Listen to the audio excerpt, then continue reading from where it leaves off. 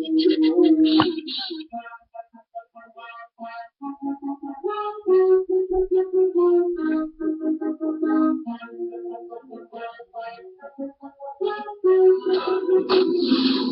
Bruce here. Welcome to the NBA here on 2K Sports. And a terrific NBA season continues to take shape. It'll be the Los Angeles Clippers facing off against the Los Angeles Lakers. See you at the half.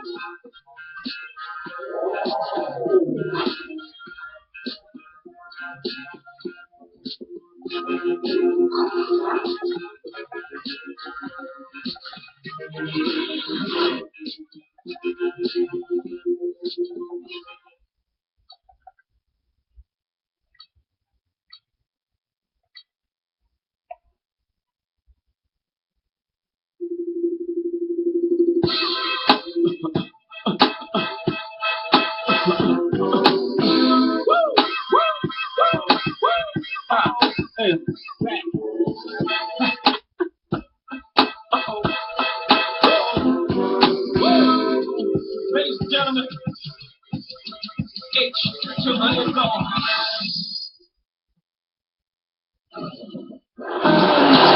Greetings, everyone. 2K Sports brings you the NBA.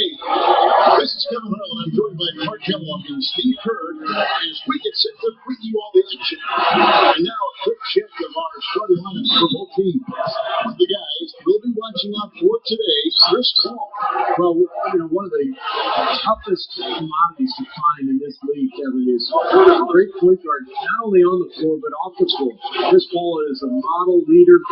He's a guy who is probably as talented as any point guard in the league, but his leadership qualities, I think, put him over the top. No, it isn't just the inspiration off the court or making big-time baskets. I mean, the way he passes.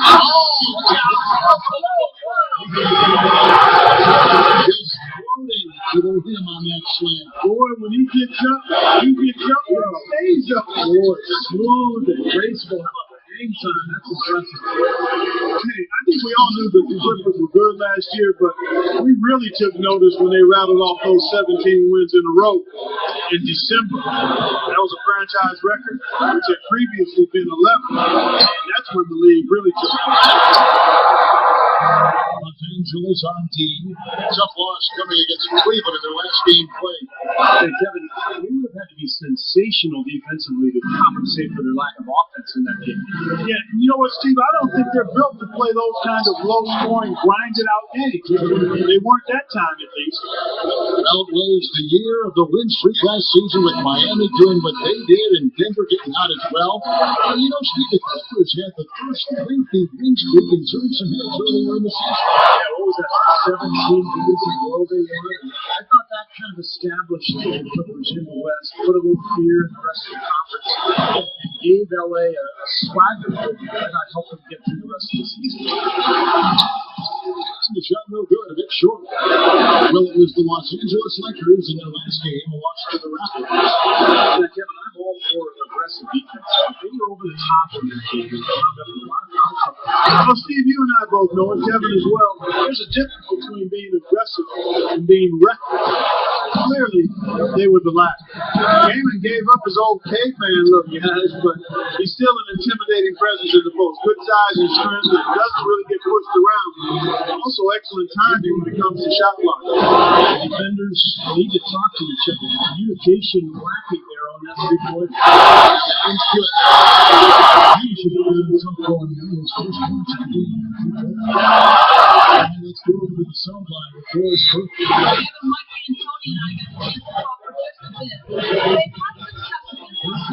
Winning their one match of the season, but he's not getting complacent. And his first order of business has been readying them to score against such a tough shot-blocking presence inside. He said in a game like this, we can't turn down good perimeter looks.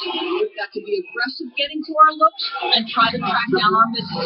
Guys, let's see how it works. All right, thanks, Doris. I think it's the one thing we were talking about before the broadcast. The defense they're facing always seems to be in a down mode. Yeah, that's their identity, Kevin, and there's kind of an intimidation factor.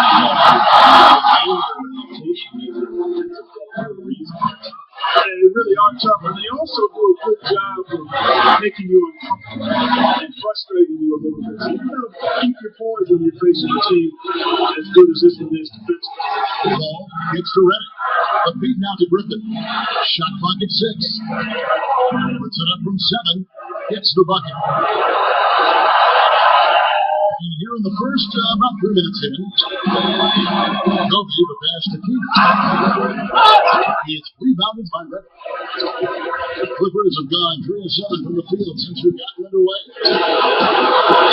And Chris Paul, the bucket, on the assist by Dudley. You know, guys, that's what he does. He just loves to play that kind of attacking basketball. Kobe hits the Young. Back to Kobe. On the way. He overshot that one, missing. It's the defense, too. He is not the guy to give an open look to, and yet he got away with it. Offensive rebound. Jordan's shot is off. He still couldn't finish, even though it looked like he had a lane to the rim. Too often, that's the story for him. Gasol kicks to Kobe. Kobe can't get that one to fall. You know, he's been off his game this quarter just a bit. Hasn't been able to get a whole lot to go so far. Got that one up quick. And it's got 7 points in the game. Well, once a shooter, always a shooter. A.J. Redick, one of the great marksmen of all time at Duke, in the college team. He's got a role here in the NBA. He's got deep range on his three. He can spot up and shoot from anywhere, and also hit the ball before a couple of times. He made a shot inside. Each shot is right. And like you said, not only threes, but Steve, any shot where you give Redick a chance to set his feet and get a clear view of the hoop. These shot forms are too consistent for him to miss. He's one of those players who works on that just so diligently. You know he's going to find a degree of success every time. Looking at who's out there now for the Lakers. Jordan Hill, he's checked in for King. Johnson comes in for Nick Young. Steve Blake's checked in for Kobe. And it's Farmall in for Steve Nash. Griffin's shot is off. Pretty good look at the basket, but defensively they did a nice job rotating, forcing the I'll tell you what, the mid-range shot is not the easiest one to make. And when you've got daylight like he had there, I mean, those are shots you want to make. I'll call that time of the win. They'll get the 2 chances of the free throw line here. Let's now catch up with what's going on around the NBA as we go to our studios. Here's Damon Bruce. All right, Kevin, let's see what's happening around the NBA right now. At Time Warner Cable Arena, the Bobcats with a win over the Warriors. Out in Sacramento, it's the Kings trailing to Dallas. It's a close one, second quarter, and that wraps up things for us. Let's head on back out to Kevin, Steve, and Clark. Fellas, take it away. And there'll be more this time for the report. things are really starting to heat up around the league right now. Two good rivalries pop up in the early part of the season, and other games start to carry a little more weight. This is really a fun time of year. You know, for Pau Gasol, calling last year a rough year might be an understatement. He fought off an injury and tried to find a role on the team that was in transition. A year like that can really take a lot out of him.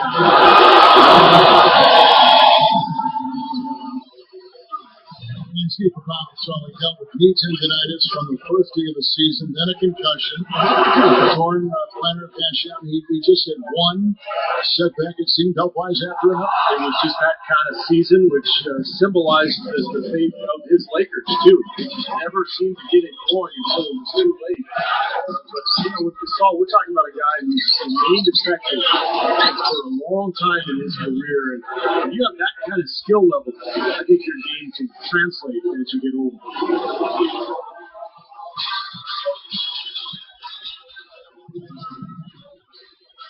Here's play, guarded by Crawford.